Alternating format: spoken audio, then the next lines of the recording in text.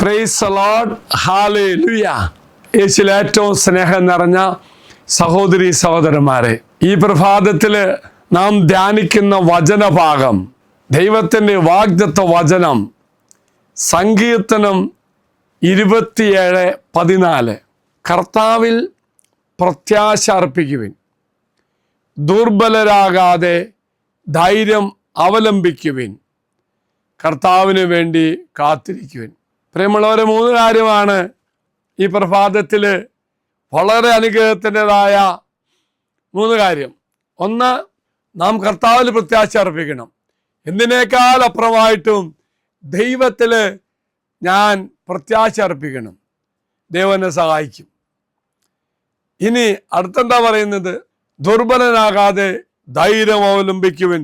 നമ്മുടെയൊക്കെ ജീവിതത്തിൽ പലതരത്തിലും ദുർബലപ്പെടുത്തുന്ന, ധൈര്യം ചോർന്നു പോകുന്ന ഭയത്തിൻ്റെ അവസ്ഥ ഉണ്ടാവും. എങ്കിൽ കർത്താവ് പറയുന്നു, ദുർബലനാകരുത്, ധൈര്യം അവലംബിക്കുവിൻ. അടുത്തായിട്ട് ഞാൻ അങ്ങനെ ചെയ്തു കഴിയുമ്പോൾ അടുത്ത എന്ത് ചെയ്യുന്നറിയുമോ? കർത്താവിന് വേണ്ടി കാത്തിരിക്കുവിൻ. അതാ പ്രാധാന്യം.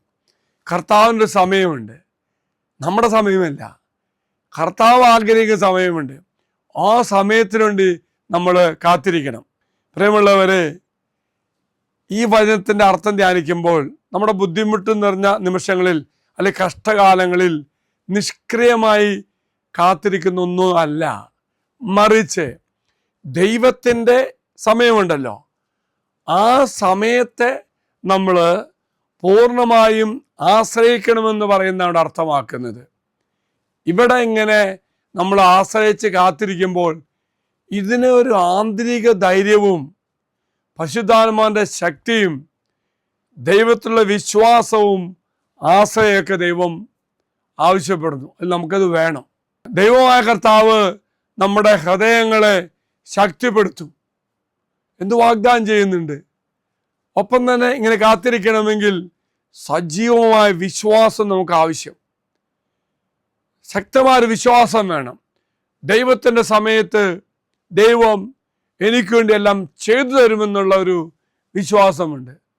പിന്നെ കാത്തിരിപ്പുന്നാകുമ്പോൾ ഒന്നും ചെയ്യാത്തൊന്നല്ല കേട്ടോ, മറിച്ച് ആത്മവിശ്വാസമുള്ള ഒരു പ്രതീക്ഷ ഒപ്പം തന്നെ, അതായത് വലിയൊരു പ്രതീക്ഷ നമുക്ക് ഉണ്ടാവണം, ദൈവം പ്രവർത്തിക്കുമെന്ന്.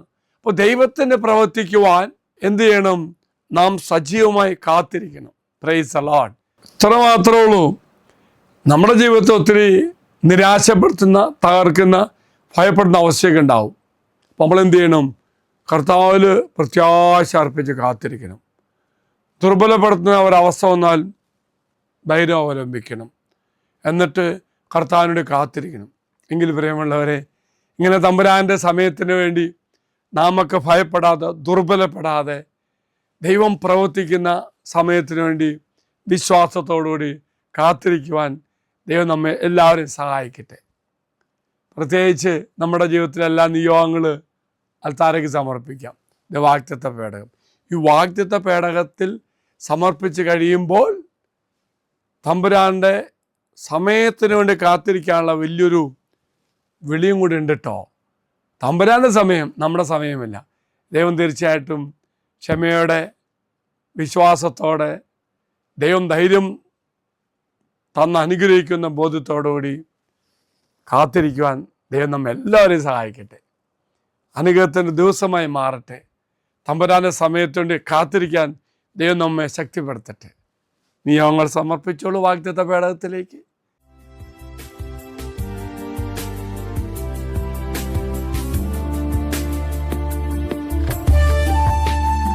ഇത് നിങ്ങൾ സമർപ്പിച്ച നിങ്ങളുടെ എല്ലാ നിയോഗങ്ങളും അൽത്താരയിലേക്ക് അച്ഛൻ സമർപ്പിക്കുന്നു.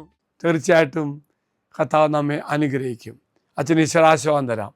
നമ്മുടെ കർത്താവായ ശമിശാകൃപയും പിതാവായ ദൈവത്തിൻ്റെ സ്നേഹവും പരിശുദ്ധാത്മാവിൻ്റെ സഹവാസവും നാം എല്ലാവരോടും കൂടെ ഉണ്ടായിരിക്കട്ടെ, ഇപ്പോഴും എപ്പോഴും എന്നേക്കും. ആമേൻ. ഒരു നല്ല ദിവസം ആശംസിക്കുന്നു. എല്ലാവരും കർത്താവ് അനുഗ്രഹിക്കട്ടെ. ഈ ചാനൽ സബ്സ്ക്രൈബ് ചെയ്തും മറ്റുള്ളവർക്ക് ഷെയർ ചെയ്തും നമ്മുടെ കർത്താവിൻ്റെ സുവിശേഷ വേലയിൽ നമുക്കും